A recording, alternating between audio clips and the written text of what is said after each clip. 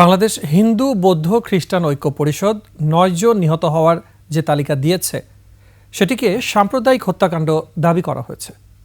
তবে বাস্তবে একটি হত্যাও সাম্প্রদায়িক কারণে হয়নি। 4 থেকে 20 আগস্ট পর্যন্ত সংঘাত সংঘর্ষে হিন্দু বৌদ্ধ খ্রিস্টানদের মধ্যে যারা আক্রান্ত হন তাদের তালিকা করে সংগঠনটি, যেখানে 2010টি ঘটনার কথা উল্লেখ করা হয়েছে, যার অধিকাংশই হয়েছে রাজনৈতিক এবং ব্যক্তি স্বার্থের জেরে। আলী আহমেদের অনুসন্ধানে থাকছে বিস্তারিত। রংপুর সিটি কর্পোরেশনের 4 নম্বর ওয়ার্ড কাউন্সিলর হারাধন চন্দ্র রায় মহানগর আওয়ামী লীগের একজন গুরুত্বপূর্ণ নেতা ছিলেন। পরশুরাম থানা আওয়ামী লীগের সভাপতি। 4 আগস্ট হারাধনের নেতৃত্বে আওয়ামী লীগের নেতাকর্মীরা গুলি করে হত্যা করে কয়েকজন ছাত্র জনতাকে। জনতার প্রতিরোধে এক পর্যায়ে পালিয়ে যেতে চাইলে গণপিটুনিতে নিহত হন হারাধন ও ফত্তা সবুজ নামের একজন মুসলমান। এই হারাধন ছিল আমাদের রংপুরের অন্যতম একটি সন্ত্রাসী। 4 আগস্ট সকাল থেকেই হবিগঞ্জ শহরের বিভিন্ন পয়েন্টে তৎকালীন এমপি আবু জাহিরের নেতৃত্বে আওয়ামী লীগ নেতাকর্মীরা উপর্যুপরি গুলি করে ছাত্র জনতার উপর।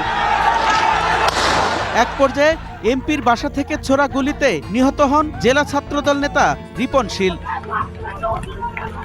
অভ্যুত্থানের শহীদের সরকারি তালিকায়ও আছে রিপন শীলের নাম। তবে হিন্দু বৌদ্ধ খ্রিস্টান ঐক্য পরিষদের তালিকায় রিপন শীলকে সংখ্যালঘু হিসেবে হত্যার দাবি করা হয়েছে। বাগেরহাটের রাখালগাছি ইউনিয়নের প্রাথমিক বিদ্যালয়ের অবসরপ্রাপ্ত শিক্ষক মৃণাল কান্তিকে হত্যা করা হয় জমি নিয়ে বিরোধের জেরে। কোনো রাজনৈতিক ইস্যু নয়, এটা জায়গা জমি নিয়ে প্রবলেম। আমার স্বামী মার্ডার হয়ে গেলে আমরা 2 জন মেয়ে লোক ফেলে চলে যাবো, এরা খাতি পারবে। হিন্দু বৌদ্ধ খ্রিস্টান ঐক্য পরিষদের তালিকায় থাকা 9 জনের 4 জন নিহত হন আন্দোলনের সময়। জমি নিয়ে বিরোধে একজন, পাওনা টাকার বিরোধে একজন, চাঁদা চাওয়ার জেরে একজন, মামলার সাক্ষ্য দেয় নির্যাতনের পর নিখোঁজ একজন, আরেকজনের নিহত হওয়ার কারণ এখনো অজানা। মামলার সাক্ষী আসছিল, কেউ কয় ডুব দিয়ে হাইরে আগে পারিছে। কিভাবে মেরেছে তা তো আমরা জানিনি, আমরা দেখিনি।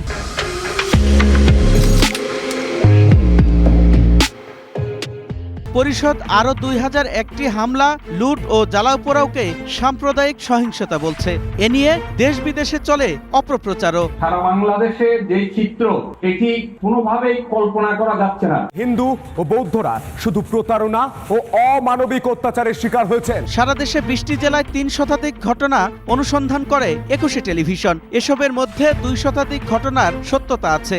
আক্রান্তদের অধিকাংশ আওয়ামী লীগের রাজনীতিতে জড়িত, আবার সুযোগ সন্ধানীরা স্বার্থ হাসিলে জড়ায় অপরাধে। আমি নৌকা মার্কা ভোট দেই, আওয়ামী লীগ সাপোর্ট করি, এজন্য আমাদের বাড়ি ভাঙচুর করছে। তারা হচ্ছে কোনো স্বার্থান্বেষী মহল, সুযোগের সন্ধানে এই অপকর্মগুলো করেছে। তালিকা ছাড়াও আন্দোলন এবং পরবর্তীতে আক্রান্ত হয় সব ধর্মবর্ণের মানুষই। তাহলে হিন্দু বৌদ্ধ খ্রিস্টানদের মধ্যে যারা আক্রান্ত হয় তাদের বিষয়টি সাম্প্রদায়িক রং দিল কারা? এই হিন্দু এবং মুসলিমের দ্বন্দ্ব সংঘাতের মূল কেন্দ্র হলো রাজনীতি, এবং শেখ হাসিনাও এই কাজটা করেছে। যখনই দেখেছে যে বিদেশ থেকে বাংলাদেশের গণতন্ত্র নিয়ে একটু প্রশ্ন তুলছে, তখনই একটা হিন্দু গ্রাম জ্বালিয়ে দিয়ে বলছে যে দেশে সাম্প্রদায়িক জঙ্গিবাদ, মৌলবাদ বেড়ে যাচ্ছে। হিন্দু মুসলিম একটা দাঙ্গা যে কিভাবে তৈরি করা যায়, সেই তৈরি করার জন্য অনেকগুলা কৌশল তারা করছে, কিন্তু সব কৌশলই তারা ব্যর্থ হয়েছে। এটা অবশ্য অনেক সময় অনেক ব্যাপক প্রচার হয়েছে, হইতে পারে সেখানেও একটু অপপ্রচার বা একটু অতিরঞ্জিত হয়েছে, সেটা আমি অস্বীকার করি না।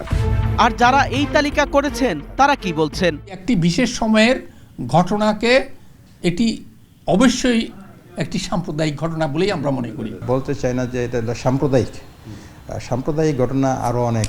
প্রতিটি ঘটনা তদন্ত করে দোষীদের আইনের আওতায় আনা হোক, তবে কারো অপতথ্যে যেন সাম্প্রদায়িক সম্প্রীতি নষ্ট না হয় সে বিষয়ে সবাইকে সজাগ থাকার আহ্বান জানান সচেতন মহল।